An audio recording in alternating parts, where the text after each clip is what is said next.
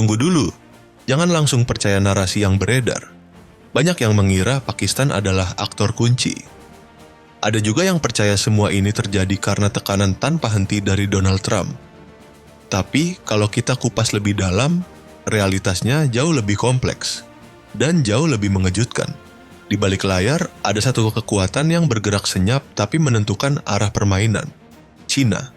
Bukan sekadar mediator biasa, Beijing memainkan peran sebagai penyeimbang yang mencegah konflik ini berubah menjadi perang terbuka yang tidak diinginkan siapapun, termasuk Washington sendiri. Lebih menarik lagi, jalur diplomasi yang terlihat dipimpin oleh Pakistan ternyata hanyalah permukaan dari arsitektur yang lebih besar. Kunjungan Ishak Dar ke Beijing di awal proses mediasi menjadi sinyal awal bahwa ada koordinasi strategis yang jauh lebih dalam dari sekadar pertemuan diplomatik biasa. Dan percayalah, ini baru potongan kecil dari keseluruhan cerita. Karena jika ditelusuri lebih jauh, peran Cina dalam meredam konflik Timur Tengah bukan hanya signifikan, tapi bisa jadi penentu utama arah dunia ke depan.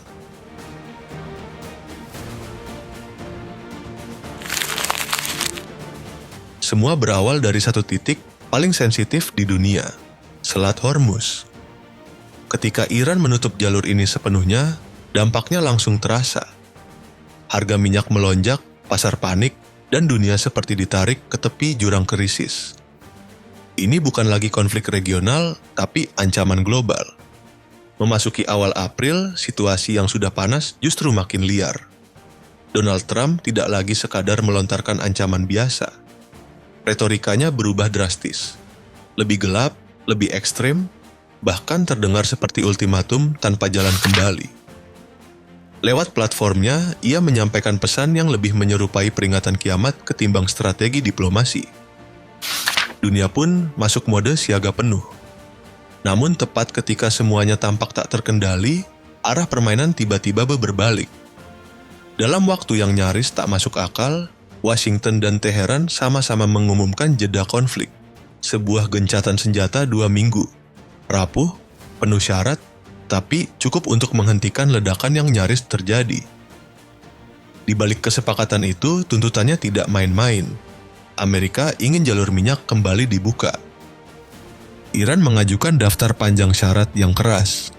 Dan yang mengejutkan, kedua pihak justru memilih mengalah, sesuatu yang sebelumnya terlihat mustahil. Disinilah cerita berubah. Ini bukan lagi soal keberanian satu pemimpin, tapi soal tekanan dari kekuatan lain yang bekerja di belakang layar. Nama Shehbaz Sharif dan Asim Munir mulai muncul sebagai penghubung. Tapi, lebih dari itu, sorotan perlahan mengarah ke satu aktor yang selama ini bergerak tanpa banyak suara. Cina.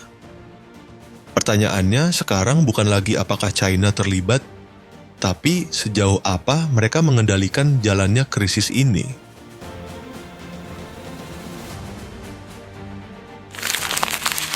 Begitu Selat Hormuz ditutup, Cina tidak menunggu lama. Mereka langsung keluar dari bayangan, menyuarakan kekhawatiran soal krisis energi global, sambil diam-diam mulai mengatur arah permainan. Pernyataan Mao Ning hanyalah permukaan. Di belakangnya, mesin diplomasi Beijing bergerak jauh lebih agresif. Dalam hitungan hari, Wang Yi melakukan puluhan kontak dengan para pemimpin kawasan. Bukan sekadar koordinasi, tapi upaya menyatukan tekanan dari berbagai arah. Sementara itu, di Islamabad, pertemuan-pertemuan senyap mulai berlangsung. Delegasi dari Amerika dan Iran dipertemukan jauh dari sorotan, difasilitasi oleh militer Pakistan, dengan Cina sebagai pengarah utama di balik layar. Dari rangkaian itulah lahir kerangka solusi, sebuah inisiatif bersama yang dirancang untuk meredam krisis Teluk. Meski situasi sempat kembali memanas, ritme diplomasi tidak berhenti. Justru di momen paling genting, Beijing mengambil langkah penentu. Menjelang batas waktu ultimatum, intervensi langsung dilakukan ke Teheran. Bukan sekadar ajakan damai, tapi paket lengkap. Jaminan ekonomi jika Iran bersedia masuk ke jalur negosiasi. Dampaknya langsung terasa.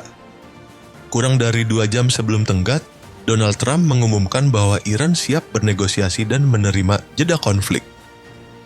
Kesepakatan itu tampak seperti kompromi, tapi sebenarnya hasil tekanan yang sangat terukur. Bahkan tanpa pernyataan eksplisit, Washington mengisyaratkan bahwa Beijing memainkan peran kunci dalam membawa Iran ke meja perundingan.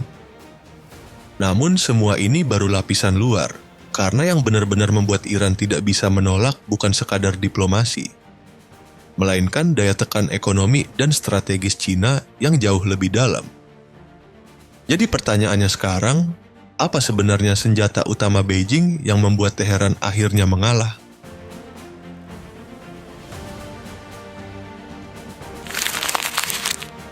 Di balik meja perundingan, Cina tidak datang hanya sebagai penengah. Mereka datang dengan kontrol. Strategi yang dipakai bukan sekadar diplomasi halus, tapi kombinasi tekanan dan imbalan yang dirancang presisi. Jika Iran memilih eskalasi, konsekuensinya jelas. Akses finansial bisa diputus, dan aliran utama pendapatan negara bisa dihentikan seketika. Ketergantungan Teheran terhadap Beijing menjadi kunci. Sebagian besar minyak Iran mengalir ke pasar Cina. Jika jalur ini ditutup, dampaknya bukan hanya penurunan ekonomi, tapi potensi krisis dalam waktu singkat. Apalagi jika itu terjadi bersamaan dengan penutupan Selat Hormuz, tekanannya akan berlipat ganda. Namun, Cina tidak hanya menekan dari sisi energi. Mereka juga memegang akses ke sistem pembayaran alternatif yang menjadi napas Iran di tengah sanksi global. Tanpa jalur ini, transaksi internasional Iran bisa lumpuh total. Ditambah lagi dengan komitmen investasi jangka panjang bernilai ratusan miliar dolar, Beijing memiliki tuas ekonomi yang sulit ditandingi aktor lain. Di level global, posisi Cina di Dewan Keamanan memberi lapisan pengaruh tambahan. Dukungan diplomatik bisa dipertahankan atau dicabut. Bagi Iran, ini berarti perlindungan dari isolasi internasional sepenuhnya berada dalam kalkulasi Beijing. Belum berhenti di situ, ketergantungan teknologi juga memperkuat posisi Cina. Dari infrastruktur digital hingga sistem pendukung pertahanan, banyak komponen penting Iran terhubung dengan suplai dan dukungan teknis dari China. Jika dukungan ini dihentikan, dampaknya bisa langsung terasa di lapangan. Pada akhirnya, yang dimainkan Cina bukan sekadar negosiasi, tapi kendali atas opsi. Iran masih punya pilihan, tapi hampir semua jalur penting tetap melewati Beijing.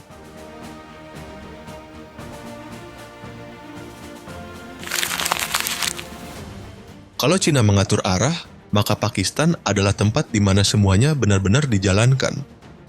Posisi Islamabad unik, punya kedekatan strategis dengan Beijing, berbatasan langsung dengan Iran, dan tetap memiliki jalur komunikasi militer dengan Washington. Kombinasi ini membuatnya jadi titik temu yang paling aman bagi semua pihak. Sebelum gencatan senjata diumumkan, kontak-kontak rahasia sudah lebih dulu berlangsung di Islamabad. Bukan di gedung sipil, tapi di fasilitas militer dengan pengamanan tinggi. Di sana, perwakilan kedua kubu dipertemukan tanpa sorotan publik untuk memastikan dialog tetap berjalan tanpa gangguan politik. Peran Pakistan bukan sebagai penentu hasil, melainkan penjaga proses. Mereka menyediakan ruang netral, keamanan, dan jalur komunikasi yang tertutup rapat. Tanpa peran ini, kecil kemungkinan kedua pihak mau duduk bersama di tengah tensi setinggi itu. Gencatan senjata membuka peluang, tapi belum menjamin akhir konflik. Cina dan Pakistan mungkin berhasil membuka pintu. Namun, apakah perdamaian benar-benar tercapai? Itu sepenuhnya bergantung pada keputusan Teheran dan Washington ke depan.